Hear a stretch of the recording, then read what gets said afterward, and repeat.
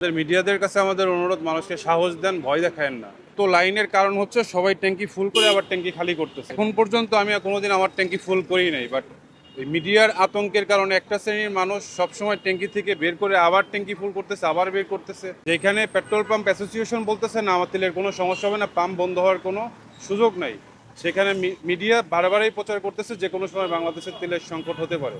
একটা গাড়ি যদি একবার ট্যাঙ্কি ফুল করা হয়, ওই গাড়ি 20 দিন অনায়াসে চলতে পারে ঢাকা সিটিতে।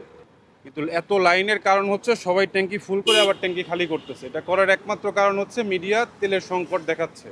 এটা রাষ্ট্রের ক্ষতি, রাষ্ট্রের কর্ম ঘন্টা নষ্ট হচ্ছে। তো এর জন্য যদি দায়ী করা যায়, মিডিয়ার একটা বড় দায় থাকে। কারণ মিডিয়া দেশের সম্পদ, দেশের মানুষকে নেতিবাচক কথা না বলে ইতিবাচক কথা বলে সাহস যোগাবে।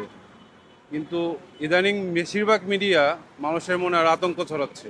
তো আপনাদের মিডিয়াদের কাছে আমাদের অনুরোধ, মানুষকে সাহস দেন, ভয় দেখায়েন না। আমরাও তো এখন পর্যন্ত আমি কোনোদিন আমার ট্যাঙ্কি ফুল করি নাই, বাট এই মিডিয়ার আতঙ্কের কারণে একটা শ্রেণীর মানুষ সবসময় ট্যাঙ্কি থেকে বের করে আবার ট্যাঙ্কি ফুল করতেছে, আবার বের করতেছে। একটা গাড়ি যদি একবার ট্যাঙ্কি ফুল করা হয়, ওই গাড়ি 20 দিন অনায়াসে চলতে পারে ঢাকা সিটিতে। কিন্তু এত লাইনের কারণ হচ্ছে সবাই ট্যাঙ্কি ফুল করে আবার ট্যাঙ্কি খালি করতেছে। এটা করার একমাত্র কারণ হচ্ছে মিডিয়া তেলের সংকট দেখাচ্ছে। যেখানে পেট্রোল পাম্প অ্যাসোসিয়েশন বলতেছে না আমার তেলের কোনো সমস্যা হবে না, পাম্প বন্ধ হওয়ার কোনো সুযোগ নাই, সেখানে মিডিয়া বারবারই প্রচার করতেছে যে কোনো সময় বাংলাদেশের তেলের সংকট হতে পারে।